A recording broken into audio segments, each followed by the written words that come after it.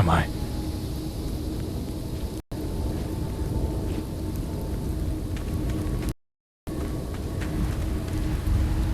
I know it's following me. I can feel it.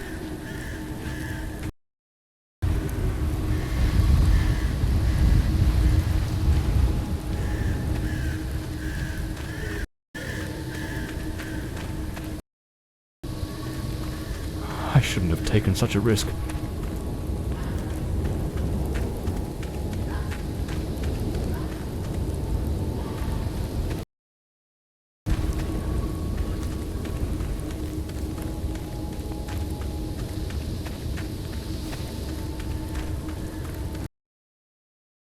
That sound. It's coming from the river.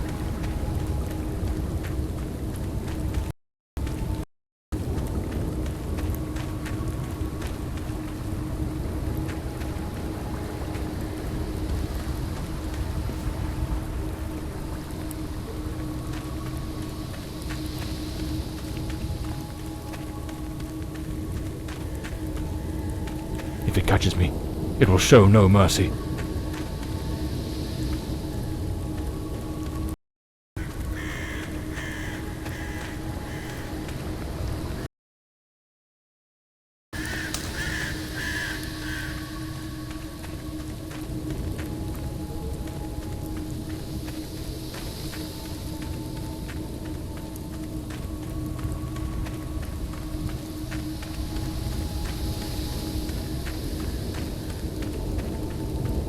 I know it's hidden somewhere in this forest.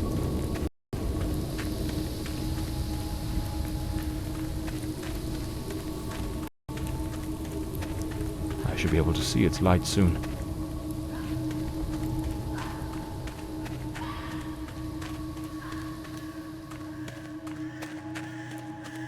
At last, I can gather my strength and plan how to face that monstrous thing.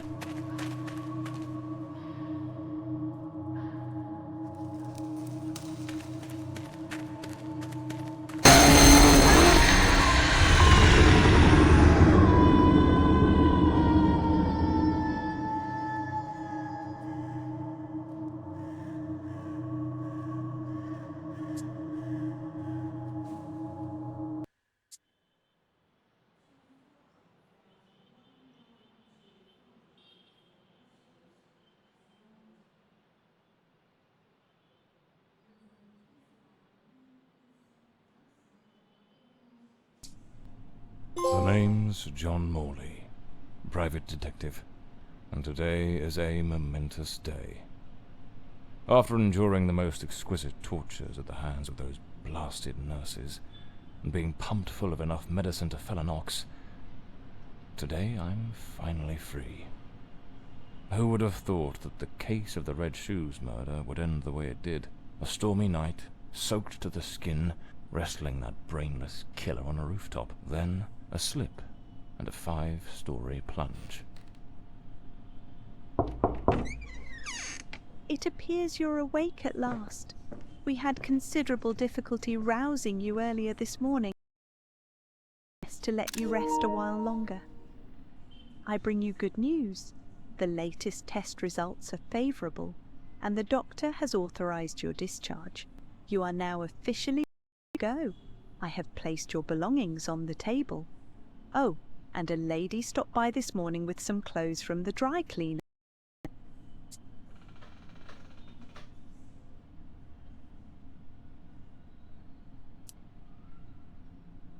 I've been having nightmares. The doctor has prescribed some medication that should help address any residual effects. This should assist in alleviating your nightmares. My belongings? I thought everything was already in the room. There are a few valuables and some coins we kept for safekeeping. They are in the box on the table.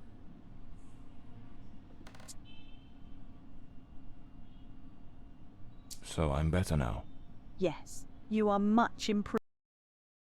Physical and psychological assessments have been satisfactory, and there are no impediments to your returning to your normal life. A woman brought my clothes from the dry cleaner. Was it Penny? I couldn't say. She arrived quite early, before my shift began. I've placed the garments in the wardrobe to keep them from getting wrinkled. Now, if you'll excuse me, I have other patients to attend to. I wish you all the best.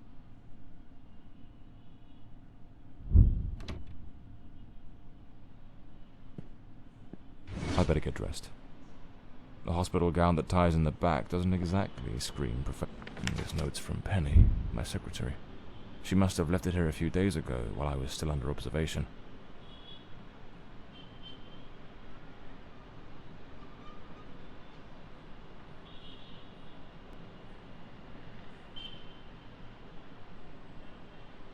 Damn it, Penny. I don't blame her, though. I'm a right mess. That's me, the bloodhound Morley. Story of my life. Nearly broke.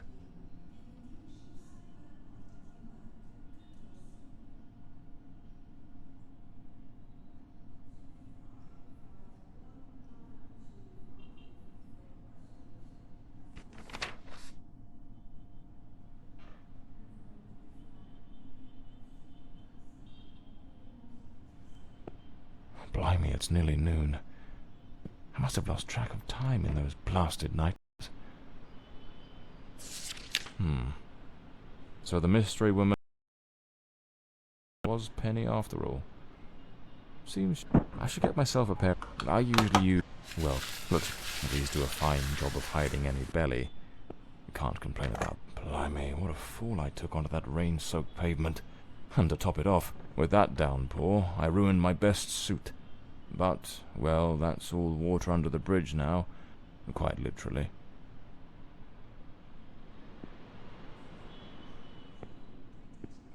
I'm not ready to leave just yet.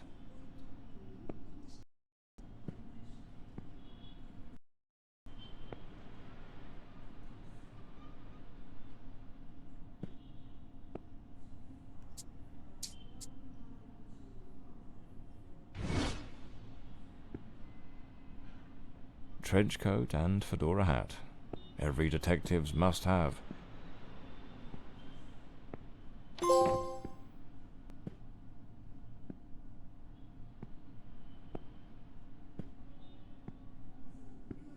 I better hurry up. Just like Penny says in her note, I might have a new client this afternoon. And with the way things are going, I can't afford to let that slip away.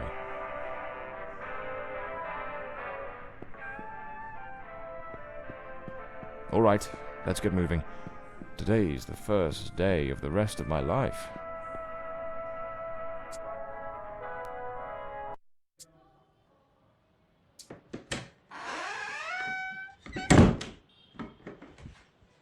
Back again. Feels everything is calm, and yet feels oddly new. This hospital stint's given me a bit of a new outlook. Maybe I'll take it a shade easier from now on, sticking to cases that don't demand a trip to the morgue.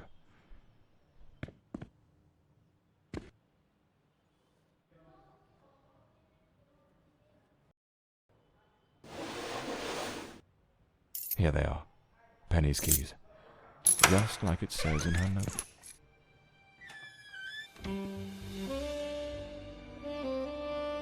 So this is Peter. That smug grin's got "Punch Me" written all over it. Penny's desk.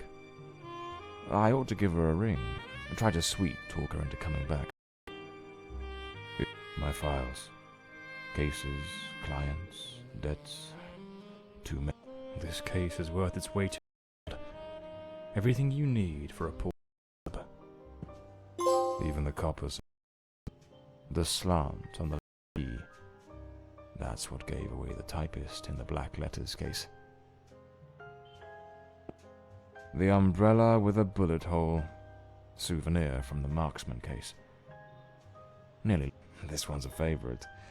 The jealous lover solved everything with a few blows from an ashtray. Brutal, but effective. My desk, strangely tidy. Normally it's buried under papers, notes, bits of evidence. Penny must have wanted to leave everything spick and span. Well, before she walked out on me. Another one of my cards. But this one has my last name circled.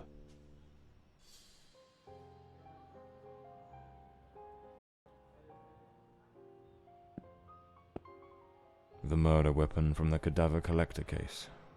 Nasty business, that one. The case of the Red Shoes murder. One of the most complicated I've faced. Finally. Case closed.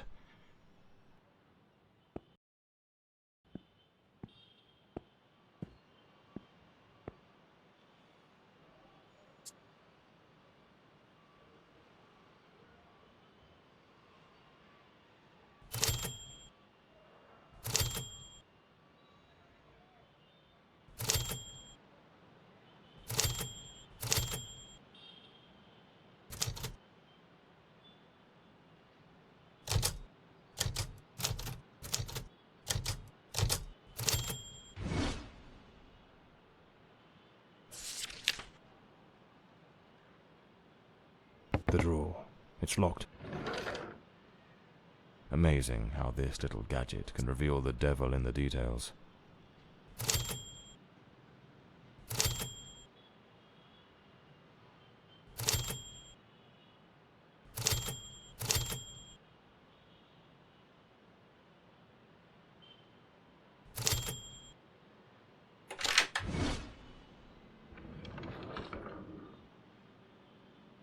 My Smith & Wesson. You never know when it'll come in handy.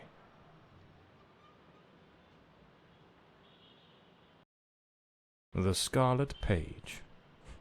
I trust Penny didn't go snooping through my things while I was away. Oh, my apologies, madam. I didn't hear you come in. I was a bit distracted. Good afternoon, Mr. Morley. I trust your assistant informed you of my visit as promised. My apologies.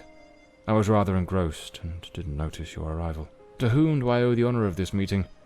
Lady Margaret Fordside, the 4th Countess of Bloomsbury. Lady Margaret, could you tell me what brings you here today? How can I assist you? I shall endeavour to be as candid as possible. 20 years ago, when my daughter was just 18, she was brutally murdered. It happened at our family estate, Bloomsbury Manor. Someone slipped into the house unnoticed, and upon reaching her room, delivered 5 fatal stab wounds to her chest, lungs, and heart. The police, eager to close the case, hastily blamed and condemned 2 violent thieves who clearly had nothing to do with her death. The investigation was closed, and justice was never served.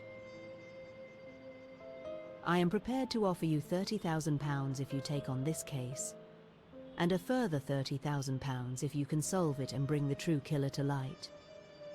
Tell me, Mr. Morley, will you accept this case? I understand your distress, Lady Fordside. But before I commit to anything, might I trouble you with a few questions? By all means, Mr. Morley. Ask whatever you must.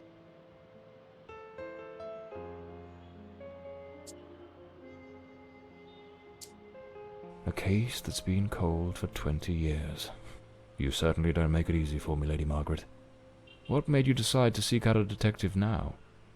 For over 2 decades, I've fought tirelessly to have the case reopened, to prove that the real murderer escaped justice. But all in vain.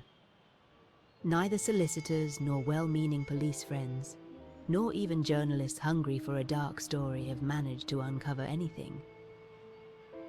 Then one day, I read about your success in solving the case of the Red Shoes killer.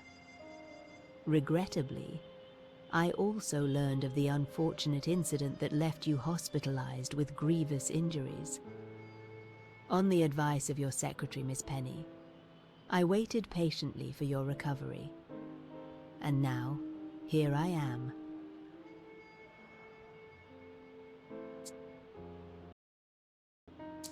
Tell me about Bloomsbury Manor. Do you still reside there? After Elodie's death, I abandoned the estate. I couldn't bear to remain there. to live within those walls. Even now, when I visit the manor, it still feels as though I can hear her footsteps echoing through the halls, her voice humming that old melody. The delusions of an old woman. Far too long, Mr. Morley. No mother should ever have to bury her child. Should you accept the case, Bloomsbury Manor would likely be the best place to investigation. I shall not impede your work, as I know at Square, in the heart of the city.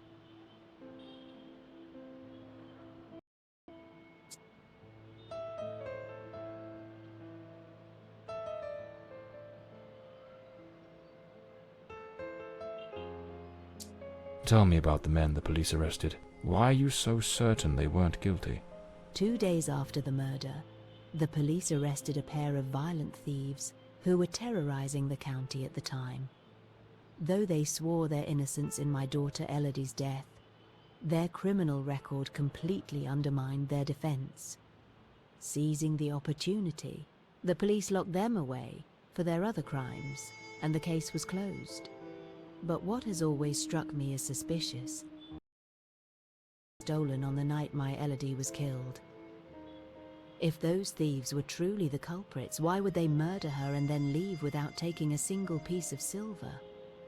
It doesn't add up, Mr. Morley.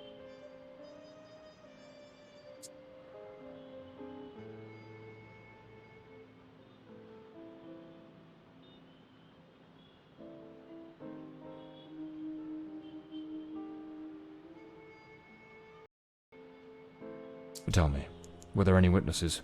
Did anyone see or hear anything? It happened at midnight. The house was practically empty at the time, with only a few servants and a guest who was sleeping in the west wing. I was the only one who might have heard something, as my room was next to hers. Unfortunately, I had taken a sleeping draught and fell into a deep slumber. It is a decision I shall regret for the rest of my days. Well, I believe I have all the information I need to get started. I accept the case and will begin the investigation immediately. I'm pleased to hear that. My butler will bring you the £30,000 tomorrow morning. Now, if you'll excuse me, I have matters to attend to. Once contact me at once, and I shall promise the remaining £30,000. Please, Mr. Morley, unravel this harrowing mystery that has tormented me for so long.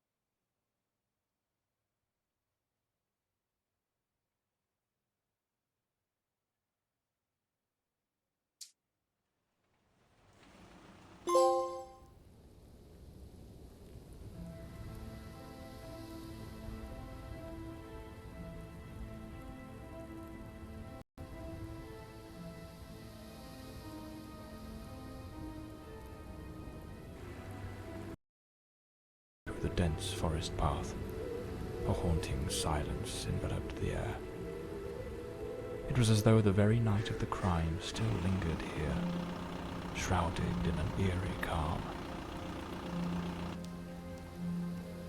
The manor stood before me, its facade as inscrutable as the shadows that danced in the moonlight. Every step I took felt like a step deeper into the heart of a mystery that refused to be forgotten.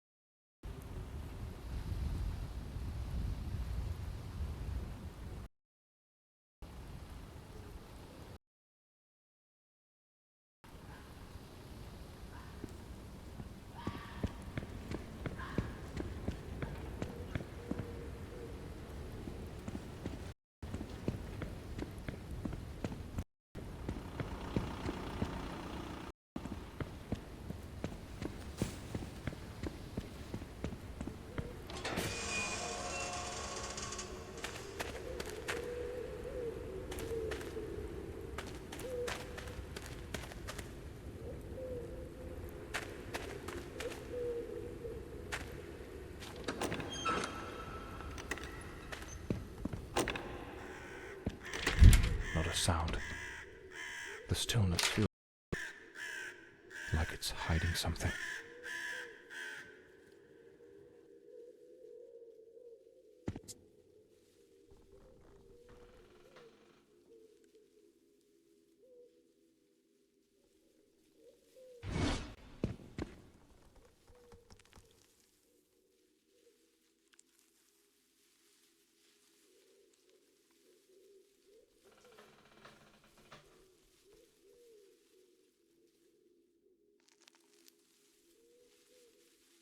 It seems Elodie had a passion for art, but her style wasn't exactly well received.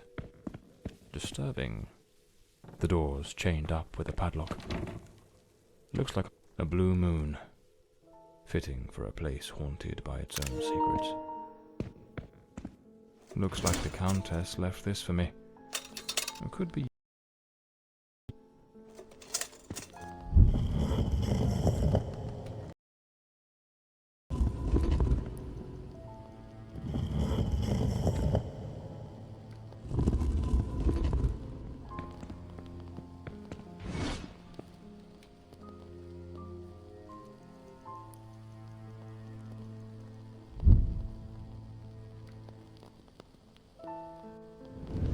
So, the housekeeper left a note for the Countess, asking her to meet here on the day of the murder.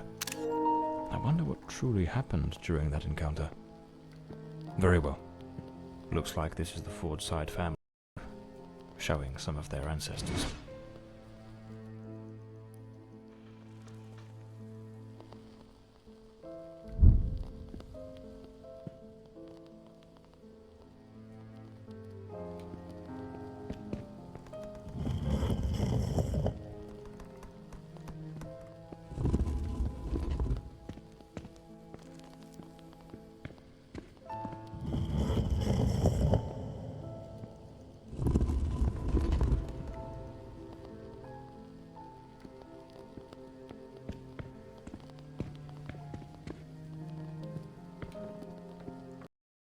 The housekeeper's cup is still here. Tea spilled across the table. She never got to drink it. Lipstick stains. Same shade the Countess wore when she visited my office. An empty envelope. Did the housekeeper hand the Countess a letter? Looks like someone arranged tea in the library that day.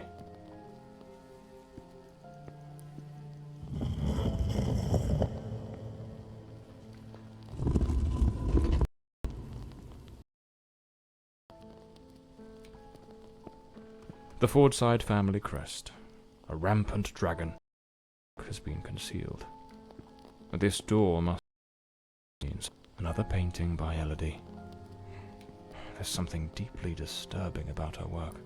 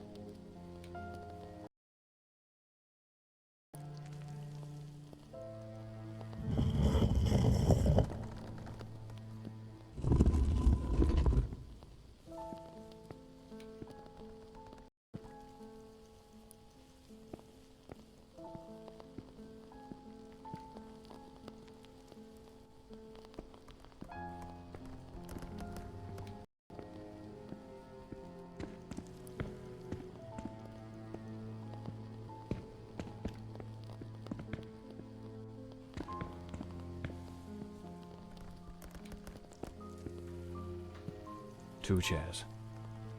One of them knocked over. It seems they met here. But something went wrong during the conversation. I am very angry. After all these years of service, this is how you repay me? Walking away like this? I'm sorry, madam, but this is unbearable. My bags are already packed.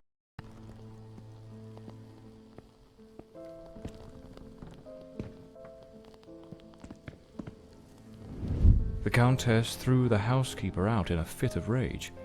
In her haste, the housekeeper forgot one of her bags. What was it that unsettled the housekeeper enough to abandon her post so suddenly?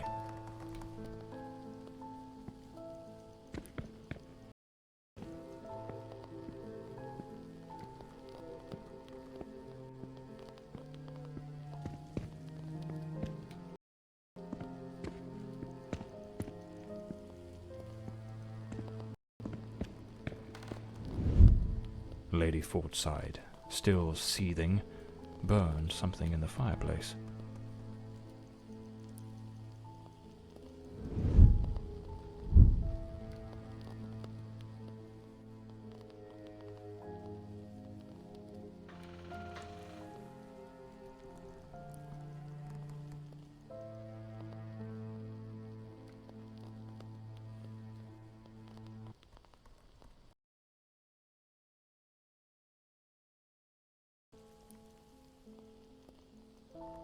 The housekeeper resigned. Seems something, or someone, troubled her greatly. Enough to break the long-standing family tradition tying her to this place.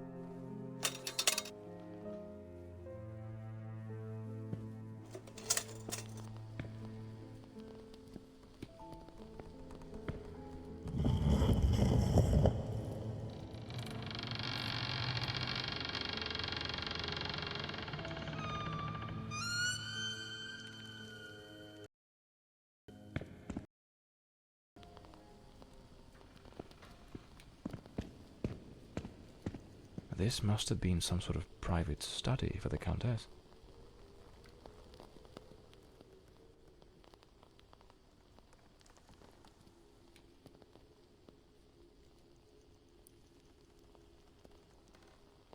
Elodie was committed to a Lady Margaret and a young woman.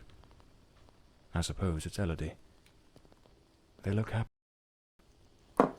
It was undoubtedly. This looks like the key to the main hall. Could be my way into the heart of the house.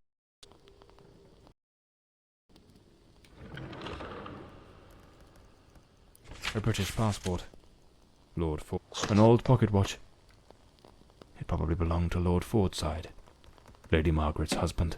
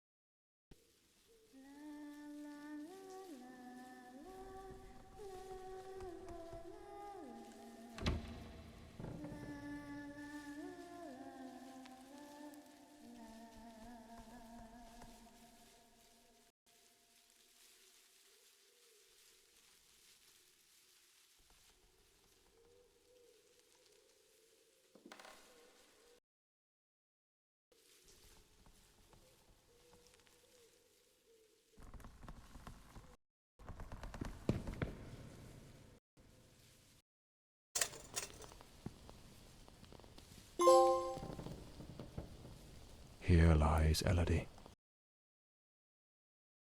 beloved daughter, beneath the tree that once watched you grow. So this is where Elodie is buried.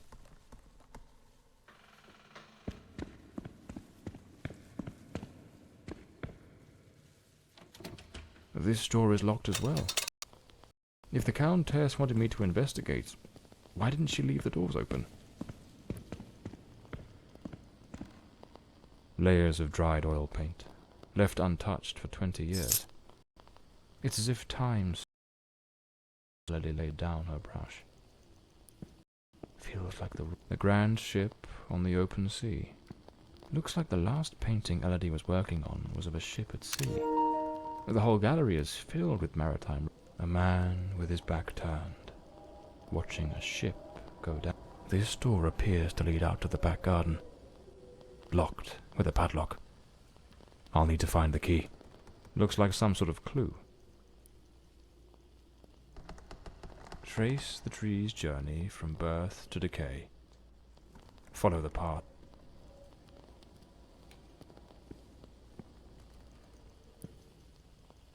The sinking of a ship.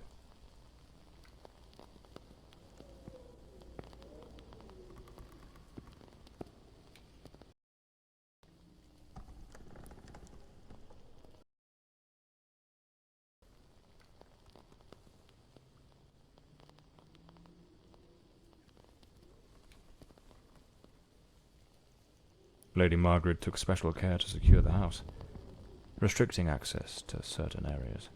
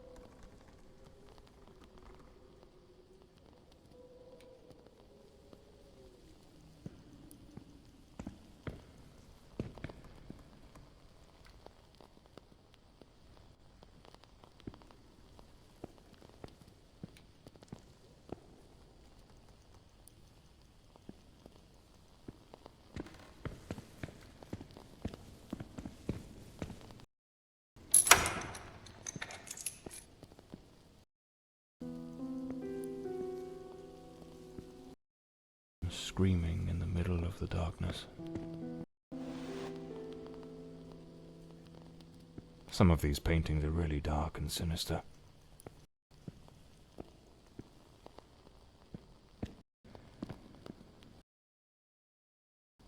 This looks like Elodie's diary. Let's see what her last entries reveal.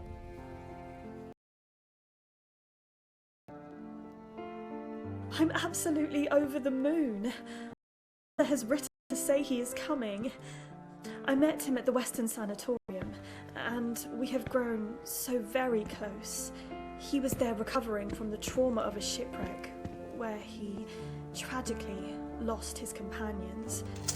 By sheer luck, he was rescued, but not before spending an entire year on an island living amongst the natives.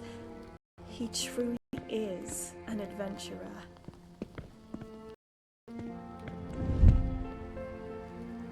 I'm so happy. Walter has finally arrived. I must admit, I am utterly captivated by him. I invited him to visit, and he gave me his word he wouldn't fail to come as soon as he was able to leave. And now he's finally here. I can scarcely contain my joy. It feels as though all the darkness has...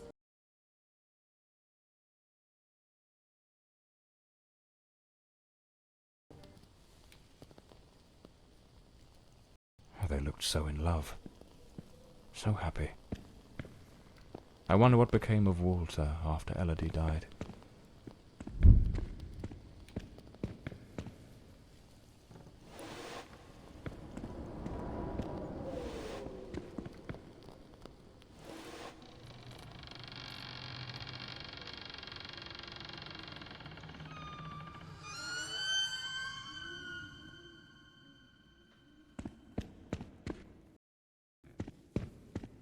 Those poor souls.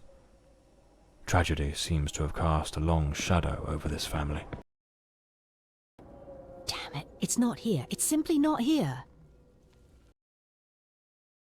Looks like a commercial seaman's yearbook, listing ships and their crews. It's open to the pages under S.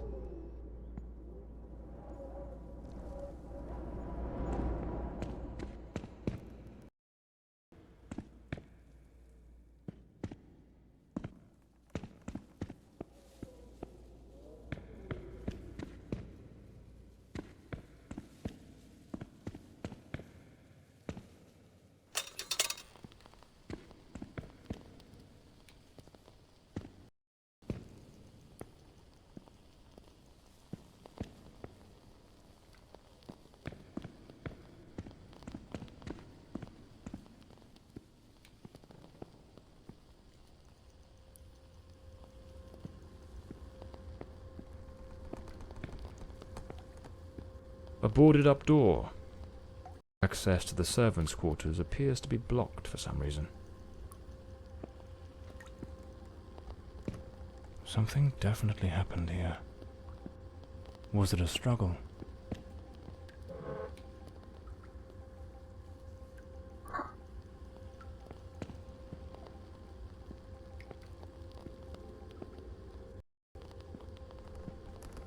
A silver knife is where to be found. Some of these tools have been bent, likely trampled over. It looks like this vase was shattered. Not just these broken chairs. Someone must have hurled them to the ground with great force.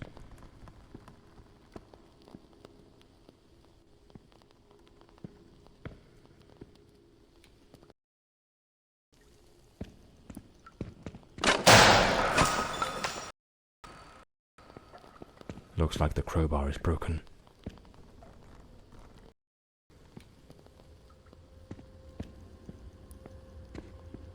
A backgammon board. One of the oldest board games.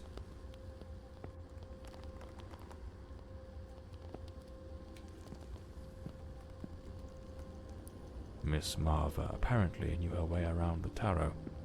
What a dreadful spread, and what a chilling omen it revealed. Evil approaches.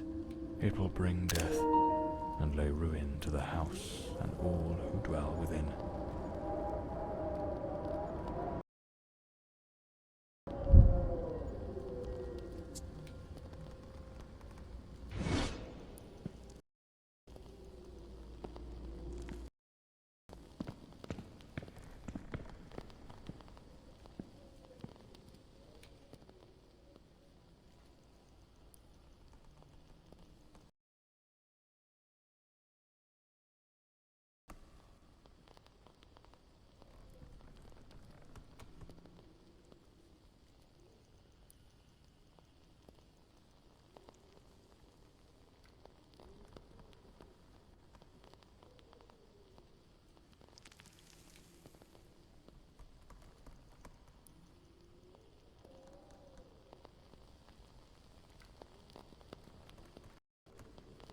The young maid was an avid fan of actor Valentin Rudolph. What a collection of posters from his films.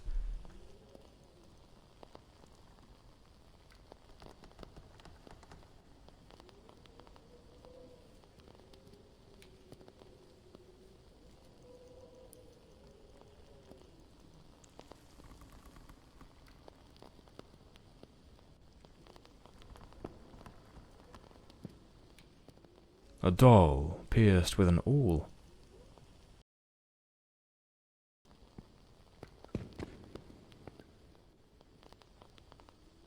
No doubt, this is the cook's room.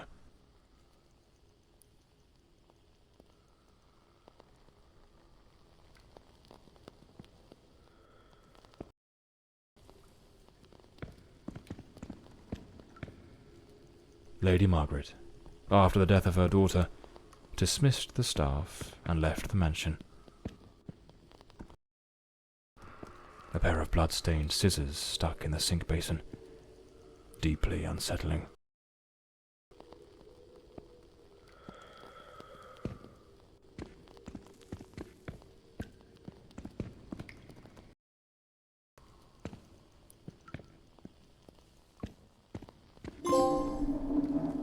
there someone else in the house?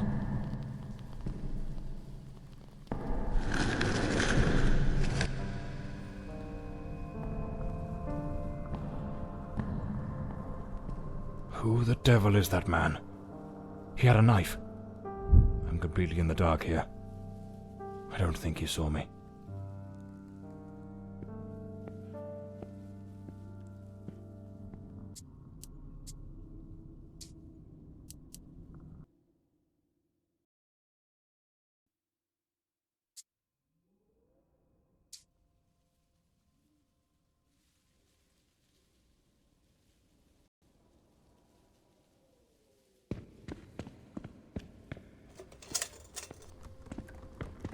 Something definitely happened here. Was it a struggle? Some of these tools have been bent. A silver knife is missing. And it's nowhere to be found. Likely taken by the same person who caused all this destruction. These broken chairs. Someone must have held them to the ground with great force. It looks like this vase was shattered. Not just dropped. With intent.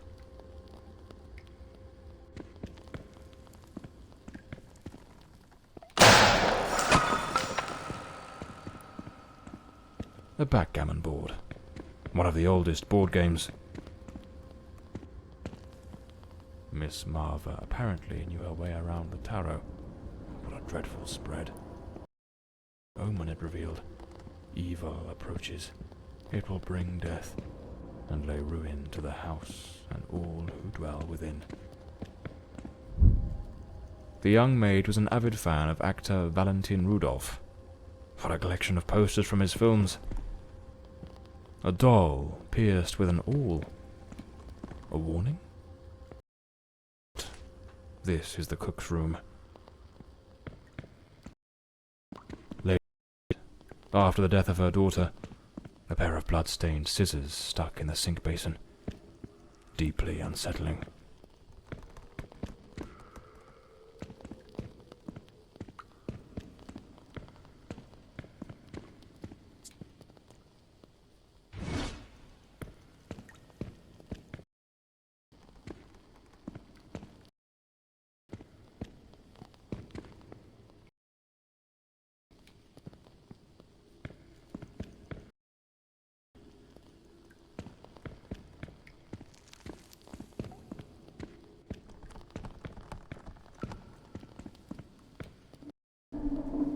Is there someone else in the house?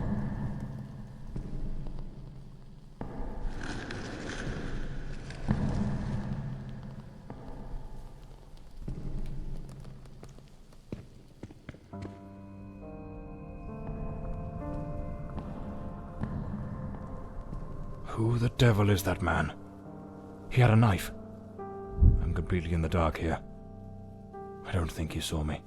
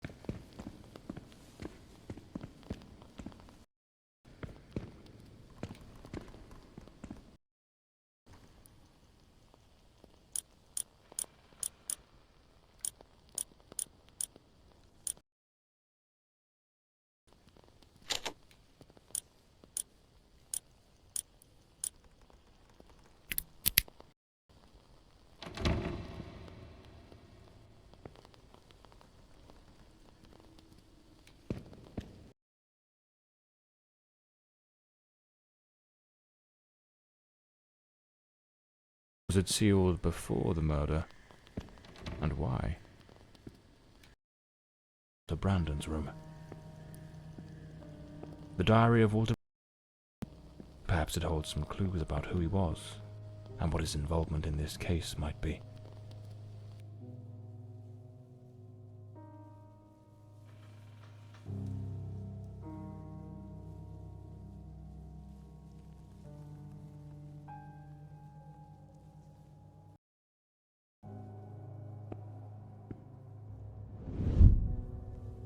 I am terrified that man has found me. I fear something dreadful is about to happen. Tonight as I awoke, I saw him, standing at the foot of my bed. The gleam of its blade shone in the darkness. I sprang up suddenly, determined to confront this stranger. Grabbing the heavy candlestick from the nightstand, I hurled it with all my strength. He vanished into the dark. What an... Did Walter also see the mysterious man with the knife? This occurred 20 years ago. Surely that man can't still be... An empty bottle. It smells of good rum. A compass and a sextant. Tools of a sailor. A model ship. Mr. Brandon must have felt a deep yearning for the sea.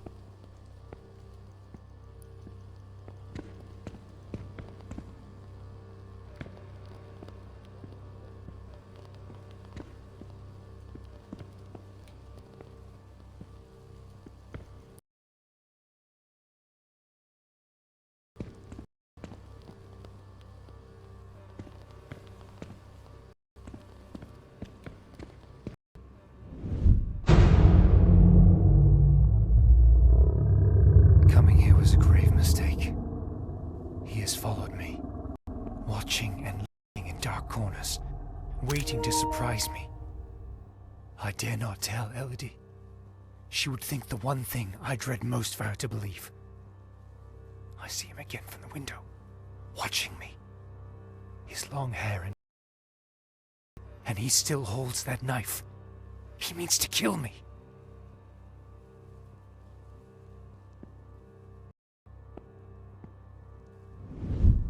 I am losing my faculties. It is best I return to the ship. Everyone seems to be conspiring against me. But despises me, accusing me of misconduct. Perhaps I'm not a man of refinement, but I know what respect is. Yet this morning, as I awoke from my rest, she was enraged with me. It was of no use to tell her I had slept peacefully.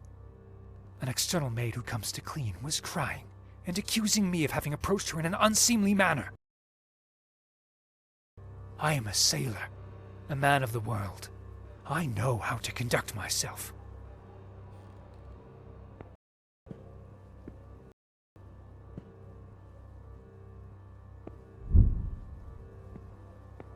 The last entry in the diary. Murder. My beloved, why can you not believe this poor sailor who only wishes to love you? I have left the sea, all my world, just to be by your side as you asked me to. Damn it. I need to... Walter was terrified. What in the devil was happening here? It seems this trunk was all Walter owned. A photograph of Elodie. No doubt Walter cared. Looks like the key to the back garden. I better head back to the staircase gallery. Pretty sure I saw a door there. Seems I'm not the only one with a fondness for hats.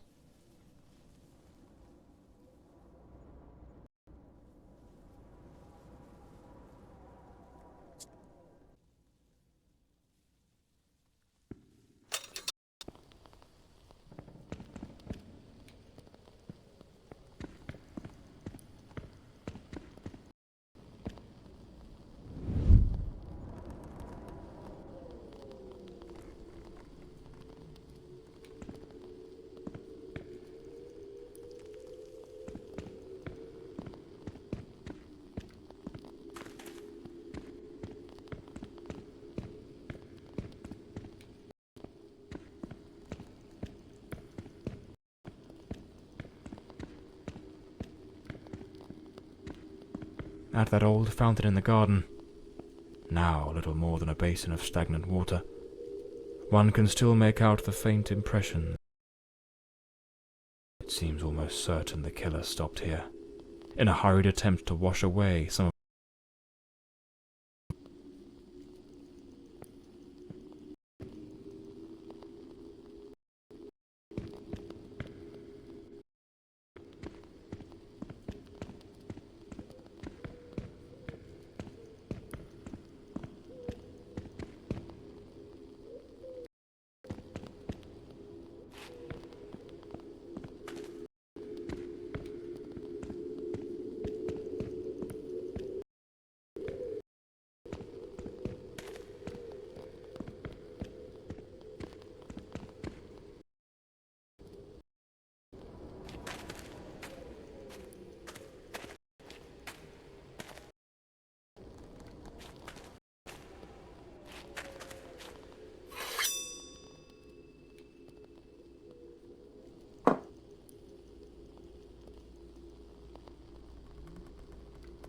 Despite his injuries, the killer rid himself of anything that might incriminate him before fleeing the scene.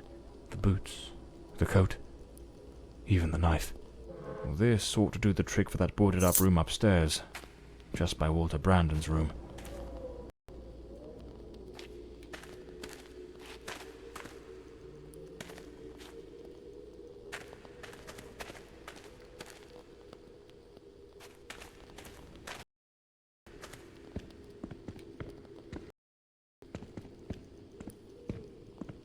The gate still bears the macabre traces of that old tragedy, like a silent witness, pointing to the path taken by that murderous beast as he fled.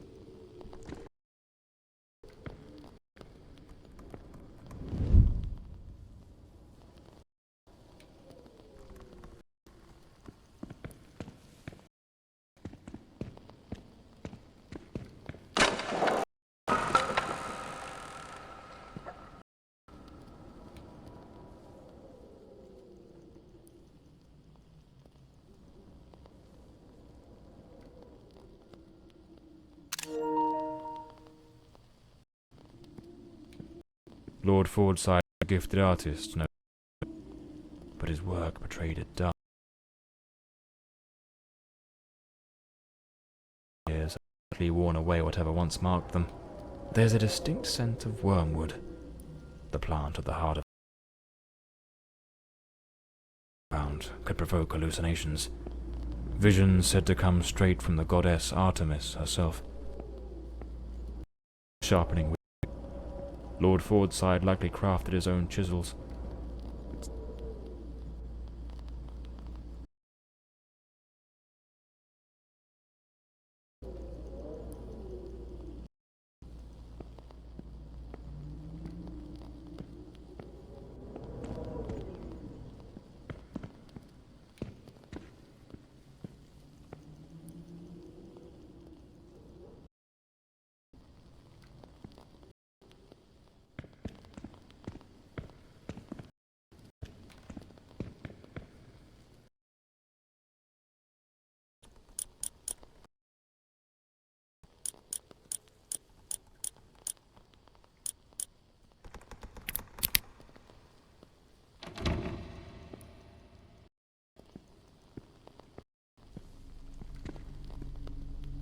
door is locked. To find the key.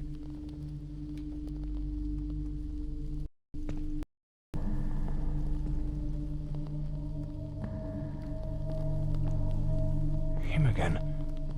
Who the bloody hell are you?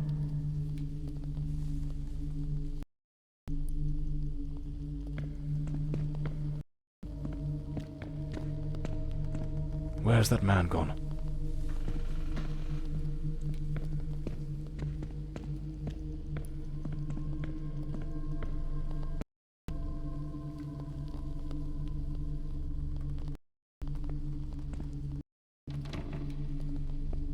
This room looks like it was reading in the chair that evening. The book's still open, right where she left it. Wine. No one in their right mind. Unless something rather... The bed is made. The Countess hadn't yet gone to bed on the night of the murder.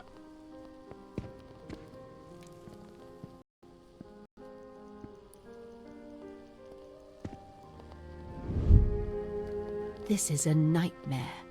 I am deeply concerned for Elodie. The housekeeper has long been warning me about Walter.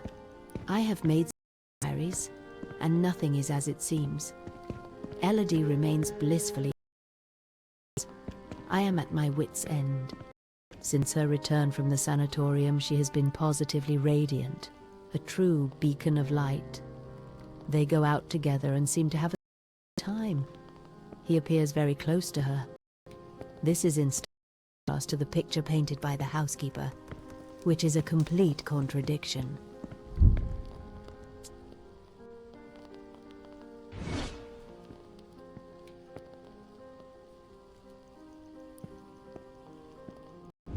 Last night I heard him scream. He seemed to be in the throes of a panic attack.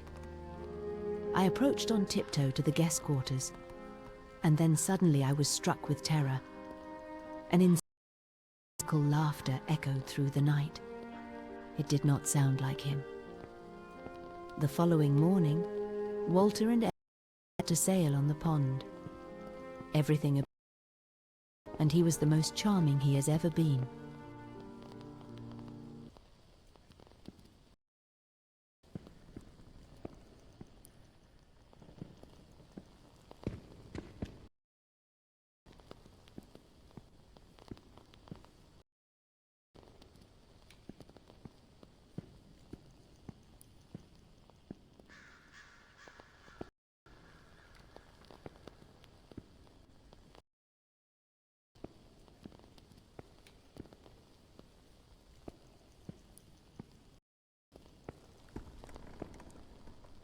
Something made of glass. My God, what is that noise? It's coming from Elodie's room.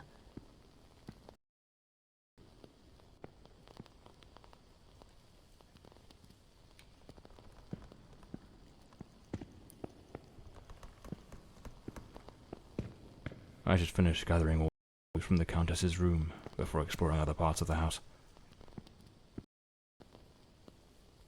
The fire tools, all knocked over on the floor, and as my eyes deceive me, the poker appears to be missing.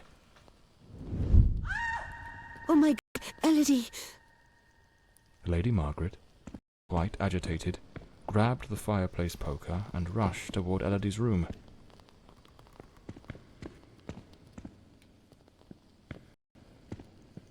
A key. The one to Elodie's room. Lady Margaret lied to me. She hadn't taken any sleeping draught that night. She could have heard the attack and rushed to see what was happening. Why did she hide this from me? The more I investigate, the more convoluted it all seems. I should head to Elodie's room to search for answers.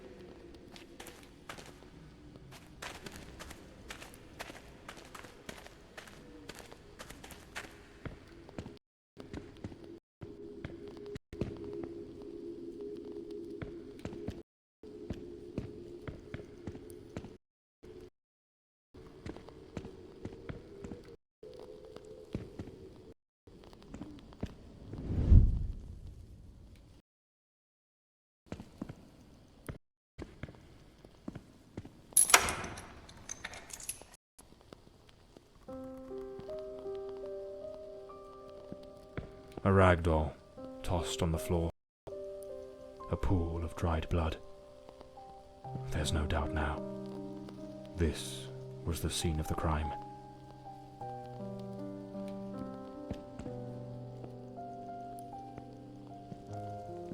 There was a struggle here, clear as day. Not a clean break-in. The killer wasn't subtle. The brutality of the crime. We can almost certainly conclude the killer was a man of considerable build. The blood-stained coat, found alongside the greenhouse knife, suggests that the mysterious may, in fact, be the very same individual who committed. Say the killer always returns to the scene of the crime. But 20 years have passed. Why now? Let's attempt to reconstruct the events, just as they might have unfolded that night, to understand precisely what happened. A teacup on the bedside table. Elodie laying down that night, perhaps already drifting to sleep.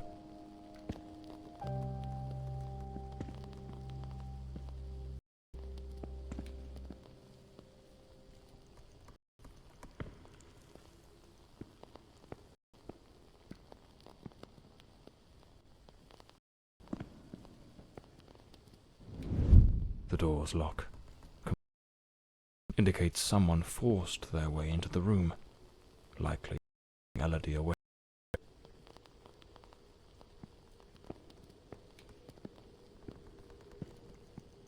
Photograph of Elodie Ford's side to Brandon, if my memory serves me right.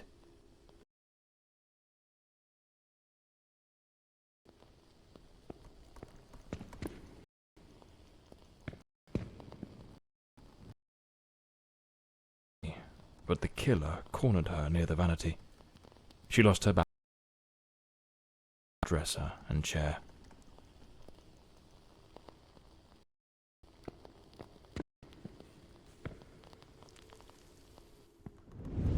The killer dragged her to the bed against her will. In the struggle, one of the vases fell.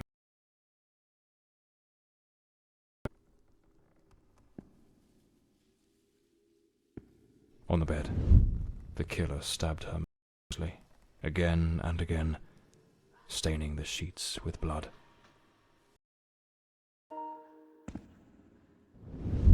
That's when Lady Margaret arrived, striking the killer with the fireplace poker, knocking him away from Elodie.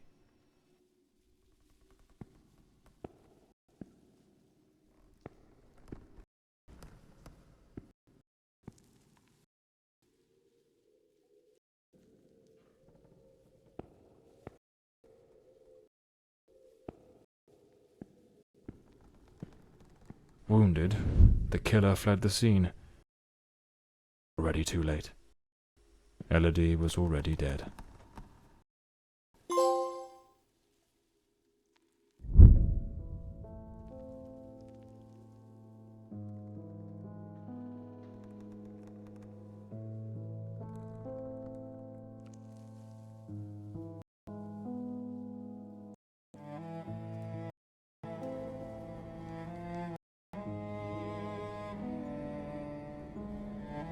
The old Bloomsbury mansion.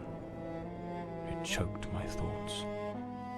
It had that kind of sadness that seeps into your bones like old damp, and that sudden abandonment, so clear before my eyes, looked like a sinister time capsule.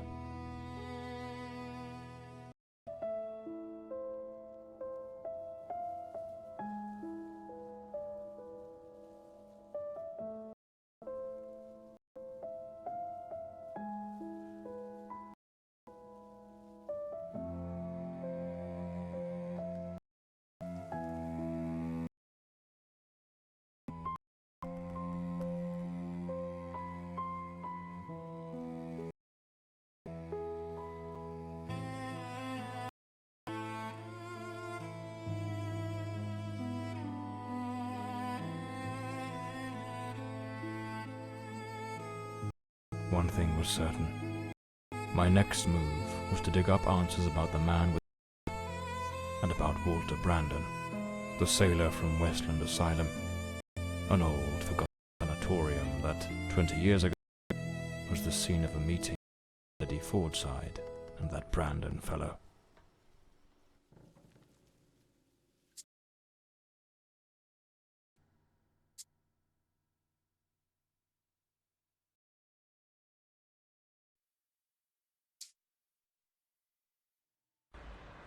It was an ungodly hour when my battered car crept along the winding, shadowed road leading to Westland Asylum.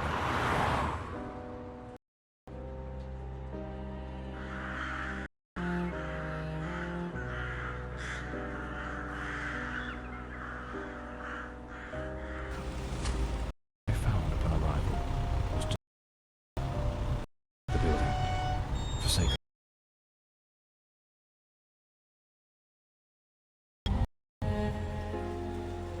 Was it some ancient emergency system defying the passage of time? Or was someone awaiting my arrival?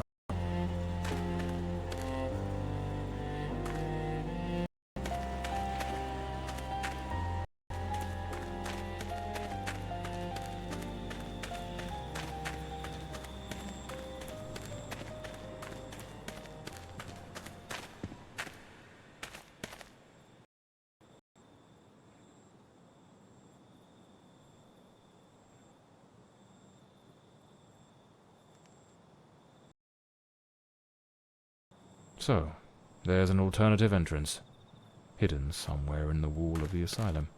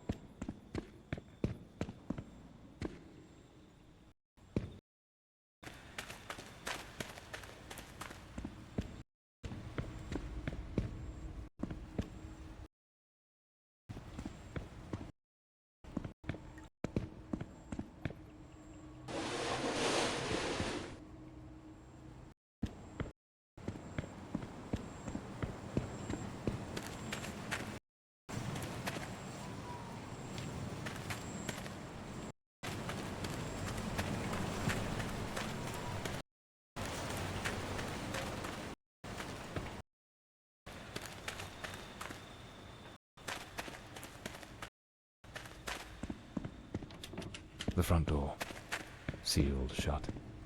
As expected. Nothing's ever moved forward, is it? I'll have to find another way in.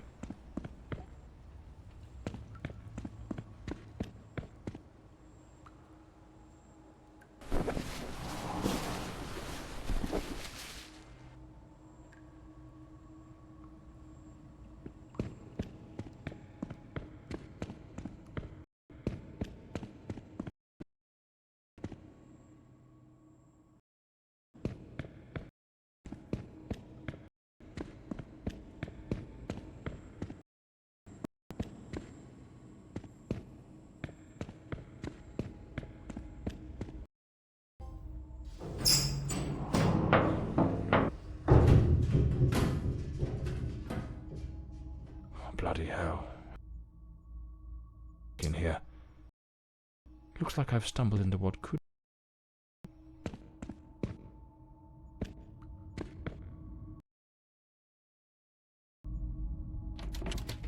impossible as well.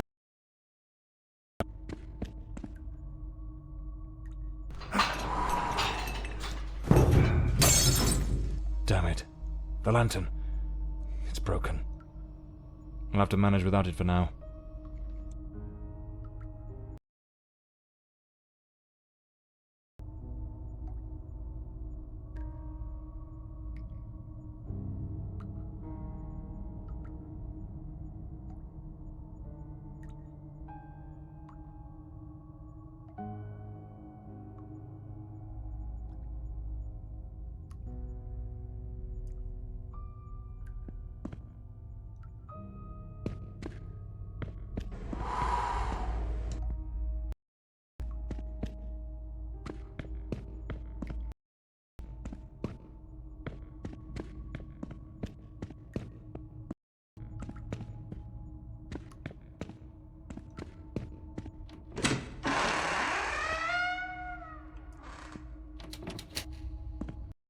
the rooms are completely trashed.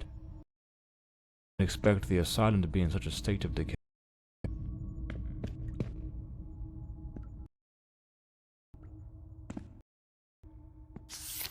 May 1922.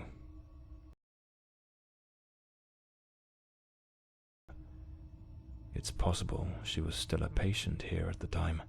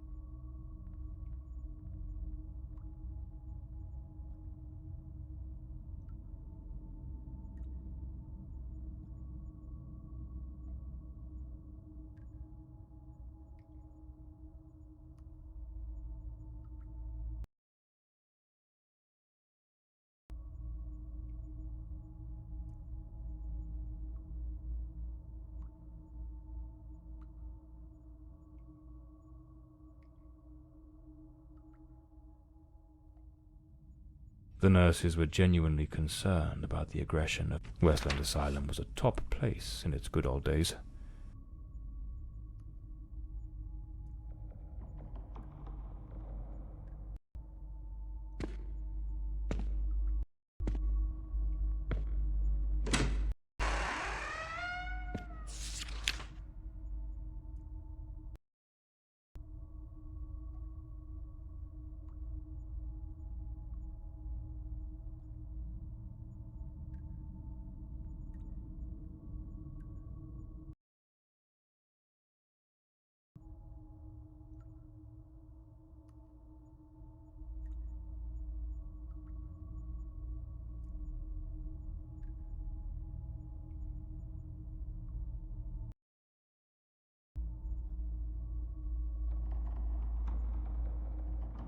The asylum was 10 years ago. Judging The girl? How is the girl? You mean Miss Elodie Fortside? Bloke didn't lay a finger on her, but you took quite a knock. This is going to smart.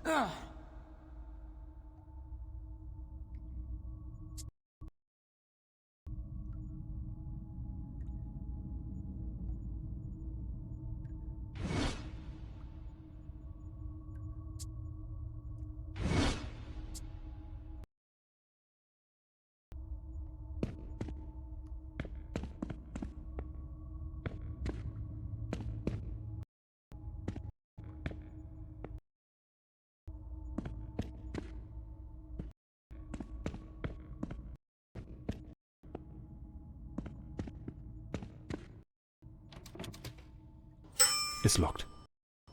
Without the key, I won't be able to access the upper floors.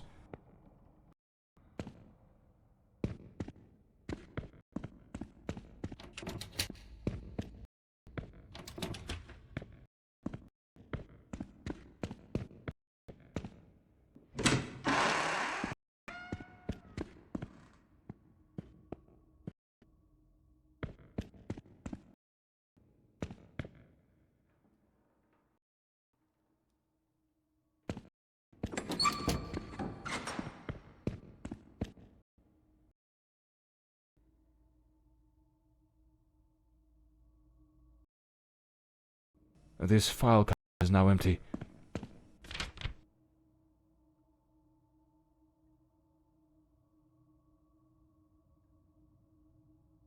I need to find his office.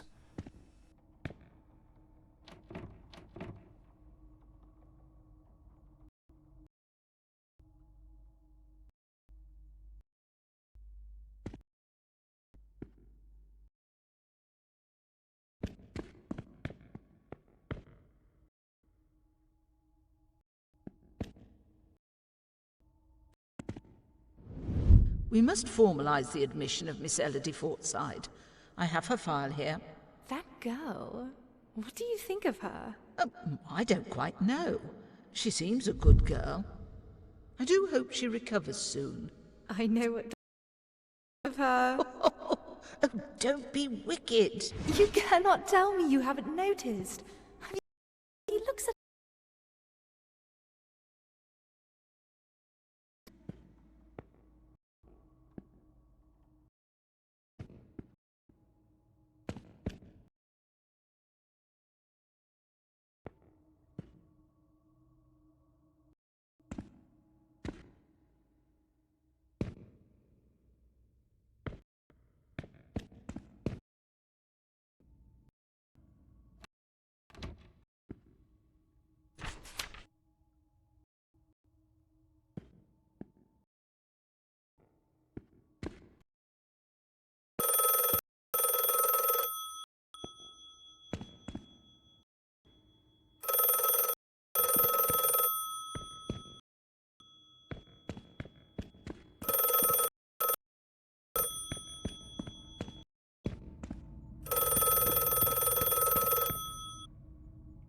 Hello?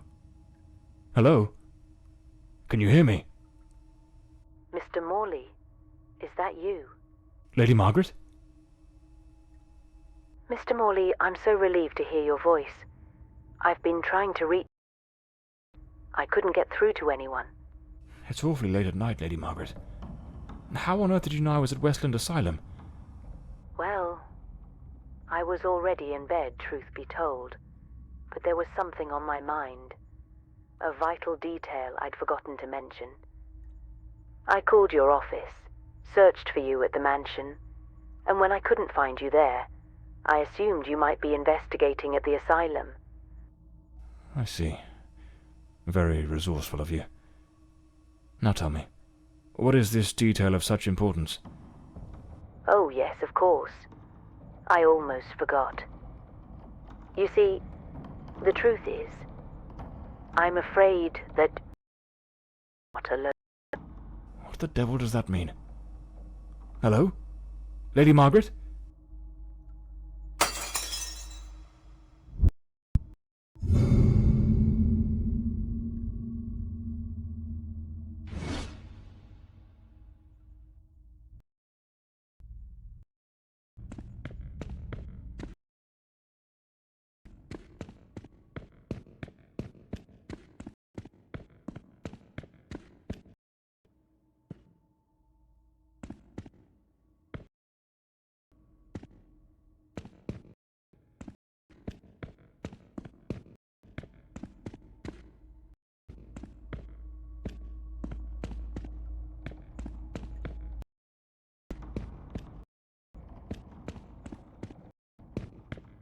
Is someone there? Damn it. I've got a bad feeling about this.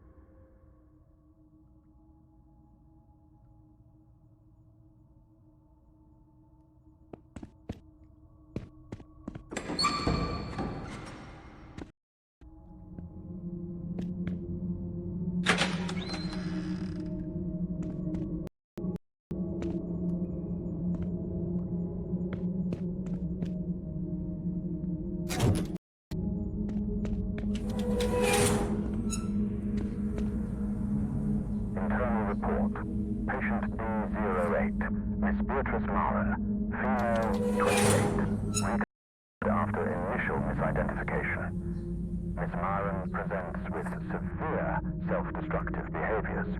She engages in autosarcophagy, self-cannibalism that has markedly compromised her physical integrity and compulsively in hair.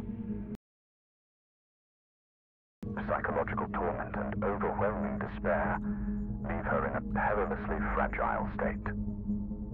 As a precaution, She is secured in a straitjacket and confined to an environment entirely devoid of any utensils or facilitate further self-harm.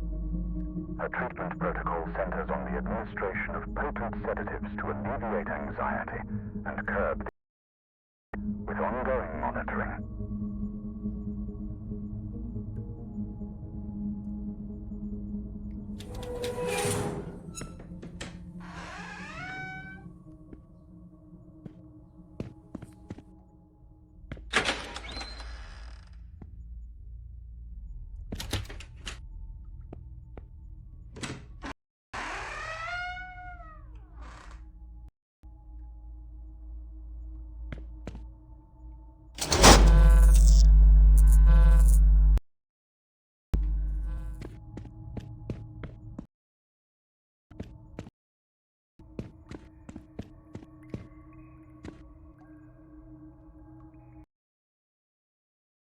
Patient B03.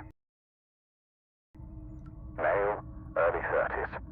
Admitted after being the cause of violent incidents. The patient exhibits episodes of unprovoked, nearly superhuman aggression, displaying raw, overwhelming physical force into an eerie, profound apathy. His faculties appear suspended during these lulls. Nerving inertia. Due to the unpredictability of his violent outbursts, he remains confined within a reinforced cell. Treatment involves high doses of sedatives, potassium bromide or morphine, and a regimented course of electroconvulsive therapy, alongside stringent restraint. Mask and, if required, an iron muzzle. Ongoing monitoring is maintained.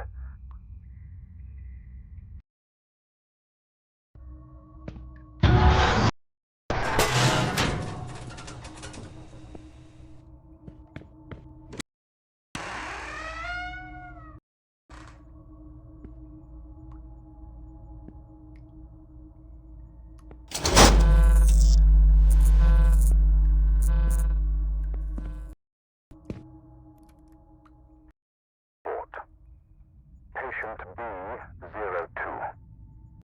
Norbert Clark, 45, from Sanderson, is a persistent pyromaniac whose actions have repeatedly endangered both body and life.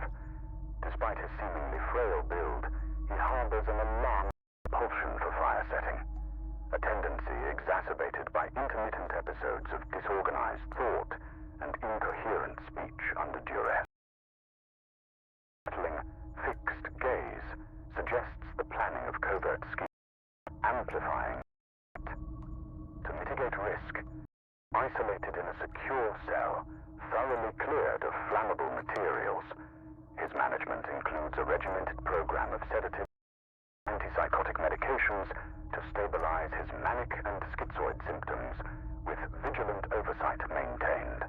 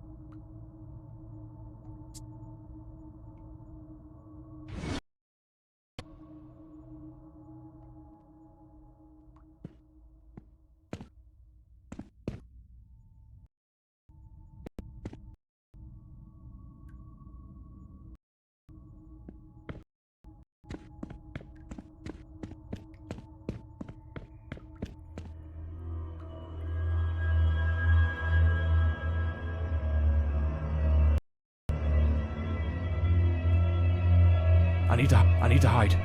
Quickly.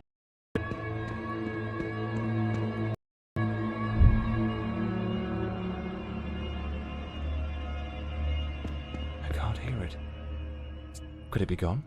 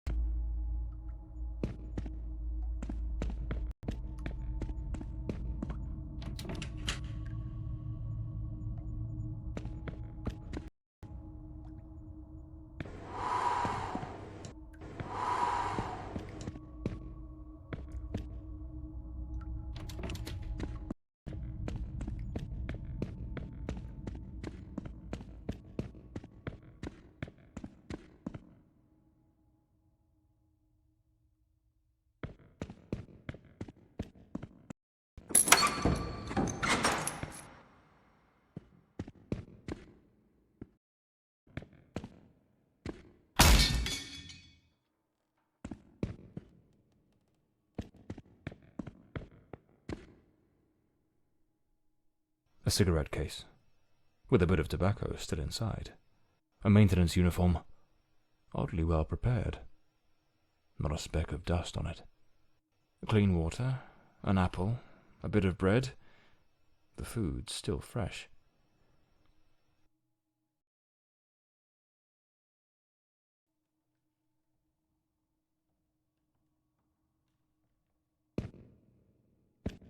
Looks like someone's been coming through here. Lady Margaret meant in her call. Or was she trying to warn me about something else?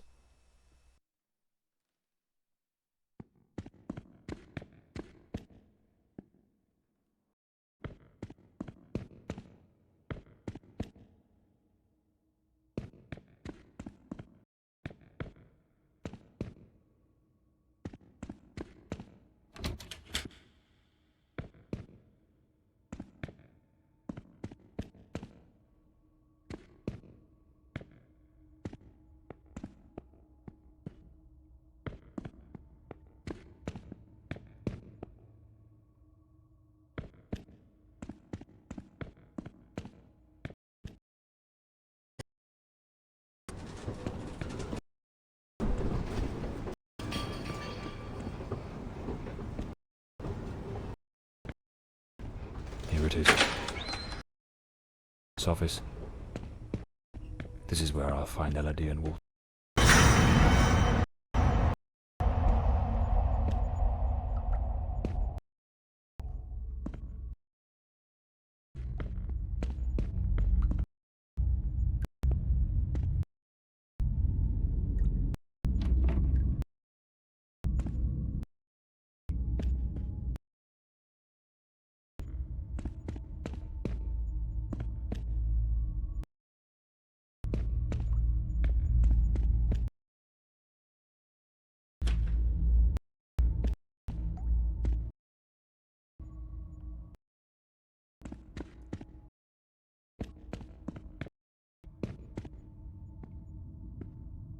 Nothing of interest here.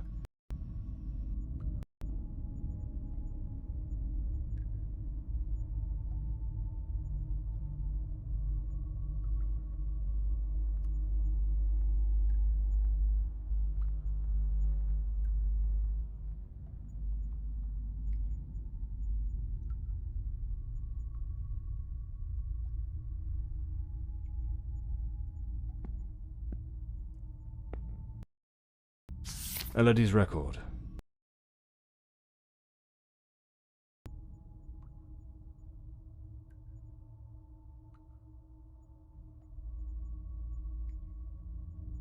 Strange. The report was easy to find.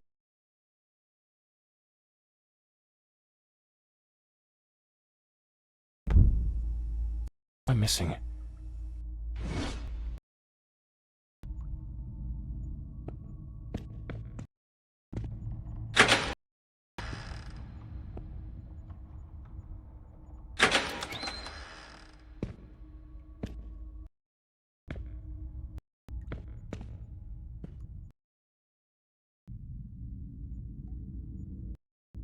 Wait.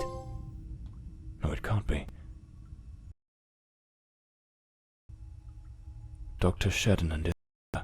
And right next to him... It's him. The man with the knife. That wild mane, that unkempt beard, it's unmistakable. But what's he doing here? And he's holding a book. That noise. Sounds like something down.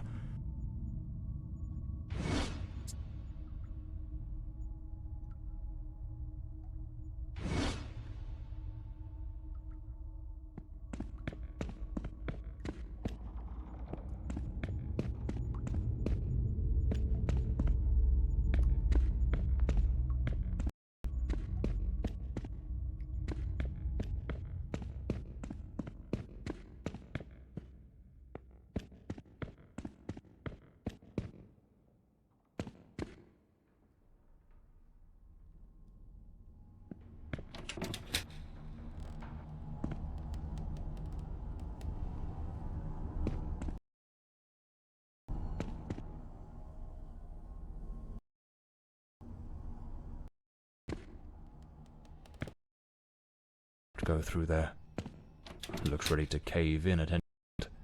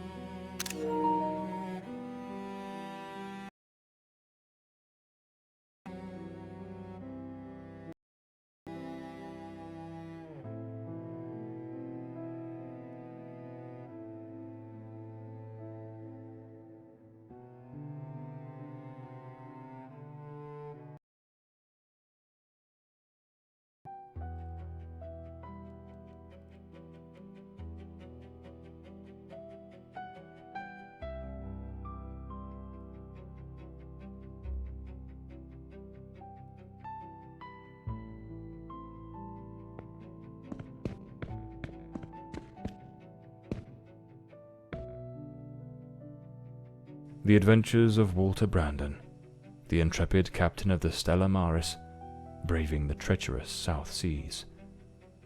What in the devil does this mean?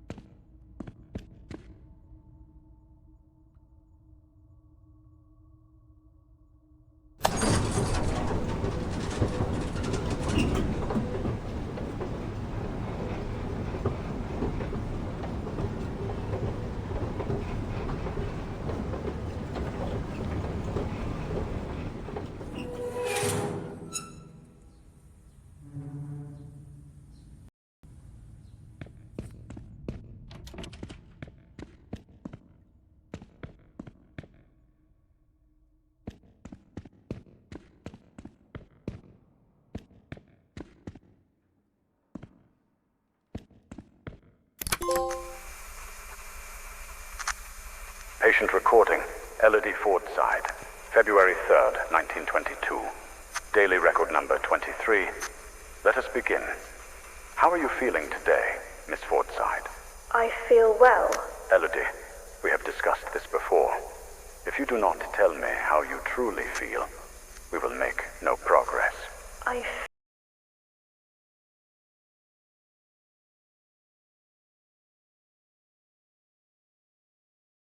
much time with nothing to do makes I do not wish to think of. I see. Listen, Elodie. I believe you are looking at this the wrong way. If, instead of dwelling on what you call dark thoughts, you were to focus on possibilities. Entirely. A young, beautiful woman, such excitement. Think of all the adventures that lie ahead. Your family, your career as a painter. Finding a man of good standing, one who could protect you from your demons. Is there no man who stirs your heart? What in God's name do you think you're doing? Miss Fordside, you may go. We shall continue later. Very well. Have you lost your mind? Do not presume to judge my methods with your oh-so-righteous reading therapy. Methods?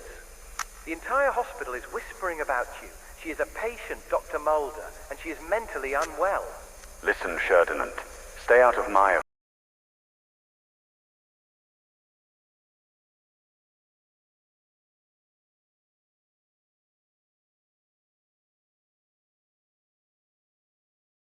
Remain silent. Damn fool.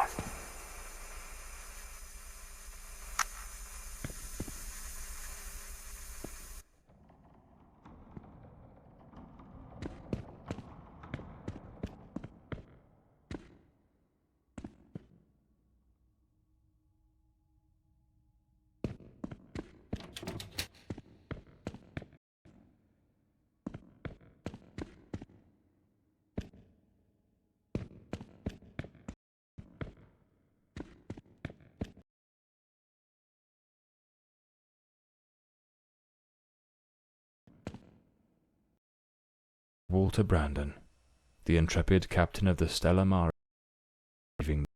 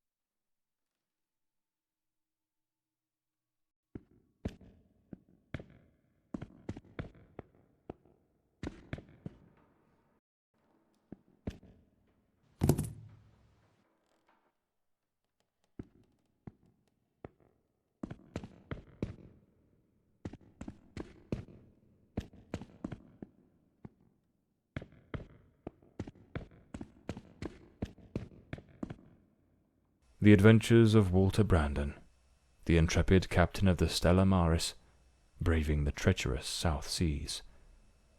What in the...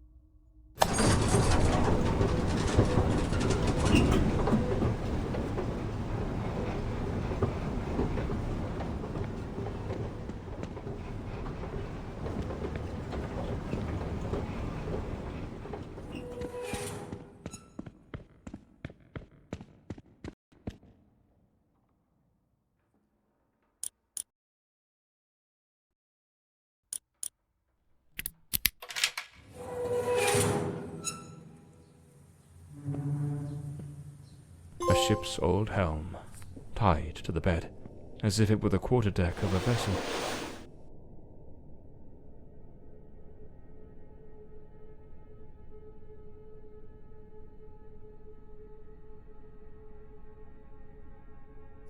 This must be the key to the attic. Let's see where it leads.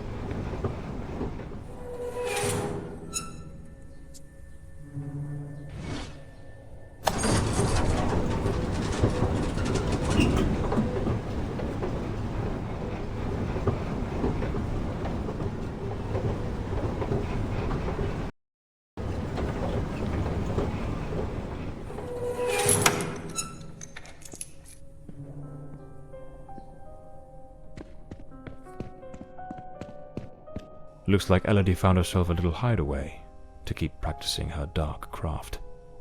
Powerful drugs for depression. Anxiolytics. The girl improved, but it seems the doctors were baffled by her mind. Elodie found painting, and with it, a way to spill the shadows that crawled through her mind.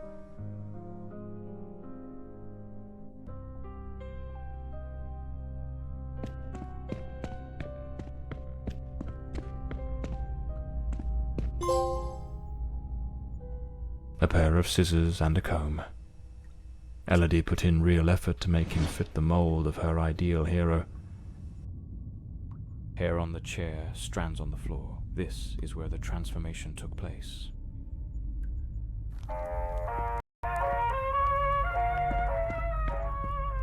An alarm. She remade patient 1365 in the image of her most secret longings.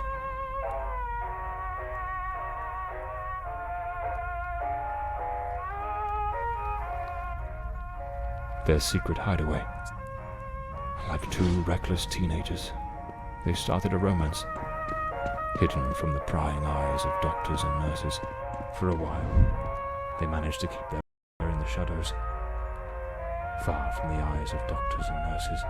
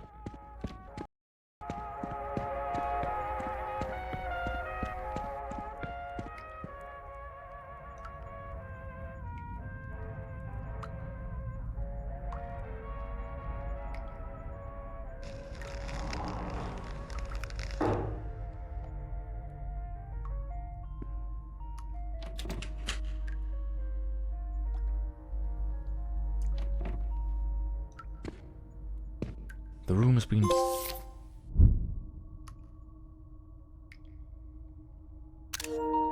This letter. At the very least, it's highly inappropriate. A draft letter. Scratched out and full of corrections. She goaded him into leaving the sanatorium. That man was desperately ill. But Elodie's selfishness outweighed what little sense she had. She pushed him too far. If I pieced this together correctly, that Walter was never really Walter at all. There was another personality. She called it the Shadow, a dominant, dangerous force that surfaced again and again in his life. The threads are beginning to unravel, but I need to see this through. What truly happened to Walter Brandon?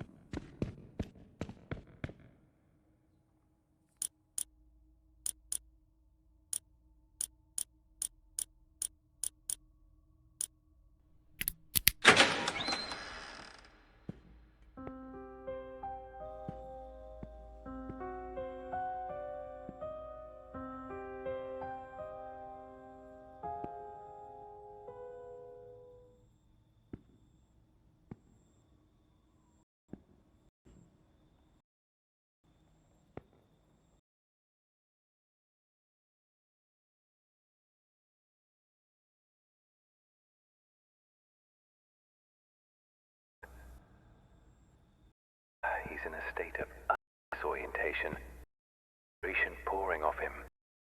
Evans has a severe wound to the skull.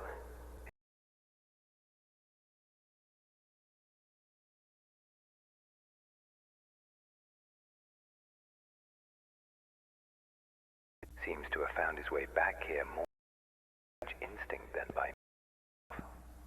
The personality once known as Walter has vanished entirely, as has the entity who has the shadow.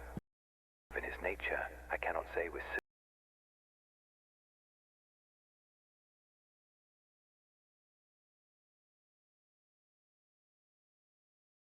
His voice, even his build, changed quite drastically. Now he looks frail, gaunt, empty, as though there's nothing inside, as though he were but an empty shell, waiting to be occupied. His condition calls for far stricter supervision. This institution is no longer equipped to care for him. I am ordering his immediate transfer to St. Dimpna Hospital. Dr. Former, a specialist in matters such as this, will take him under his care. As I near the end of my tenure as director, I must see this case brought to a decisive close. The blood upon his hands, the emptiness, all point to an act of the gravest kind. One his mind appears to have erased entirely. God help us, if the shadow should ever wake again.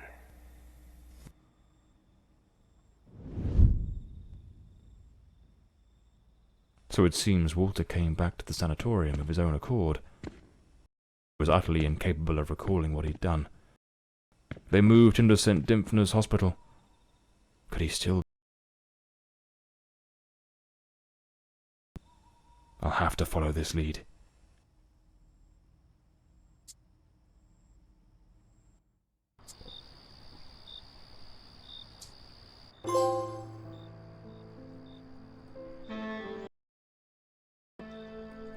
That man at the new sanatorium. Remember? Maybe it was the Lady Margaret left him. Maybe his mind shattered. And that night. As for me, I was hired to find the one who killed Elodie. And my intuition told me they were still there, in the depths of St. Dimpna. I saw that the end of the road was waiting for me in that place.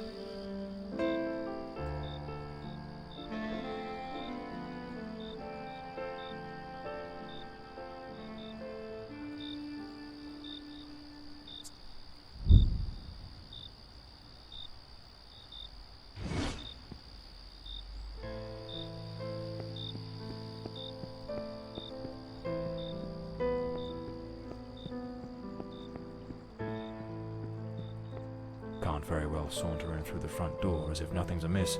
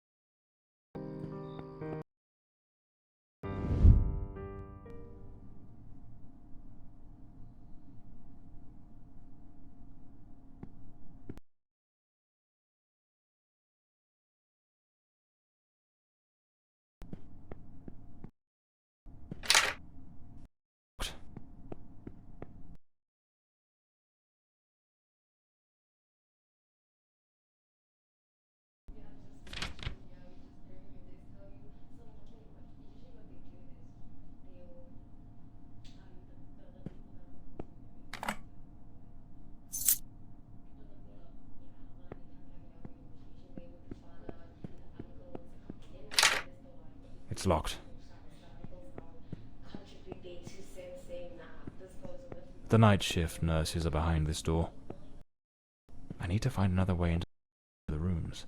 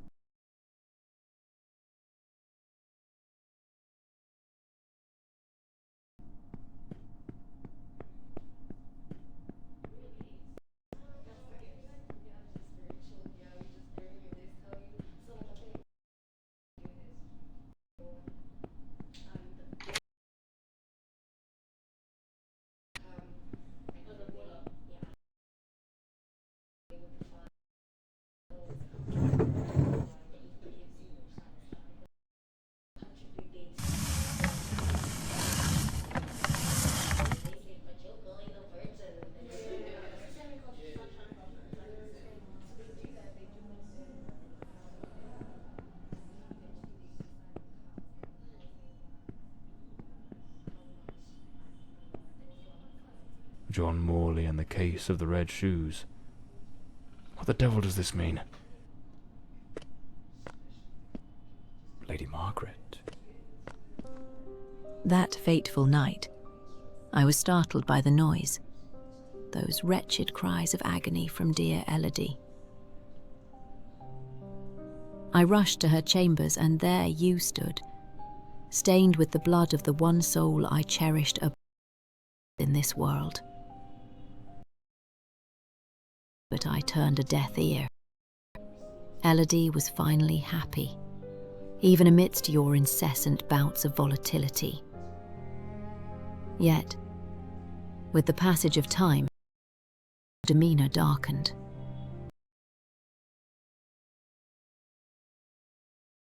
You began to surface, each appearance more violent than the last. I gazed upon you with the starry-eyed affection. In this house grew so fraught with an unbearable tension. She had read your engagement. You, I dared hope, did it with grace. But that night, that very night, in the most savage manner imaginable, I threw myself upon Elodie, desperate to save. But alas, it... Months later, to the sanatorium, and immersed myself in understanding the afflictions that plagued you. Dissociative identity, they called it, a condition in which multiple identities, each vying for dominion over the body. But the man confined in that bleak institution was not the shadow, not the fiend who had stolen my daughter. No, he was but the shell, the hapless vessel. And I yearned to find the true culprit, not the facade, the murderer himself. Thus I devised my plan. I came to visit you, and just as Elodie had done, I crafted a new role for you, a new identity to inhabit. I brought books, personal artifacts, penned letters as Penny.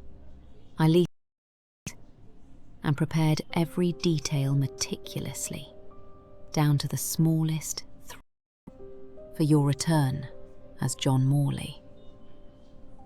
Everything had to be flawless. And why, you may ask? To make you remember.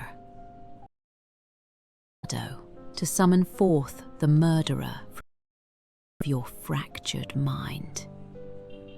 John Morley is a good man. Walter Brandon was a spirited young sailor, brimming with love for Elodie. But the shadow was a merciless, unrepentant killer. I wanted to destroy the murderer of my daughter. But I could not harm an innocent man. My obsession was to awaken the shadow.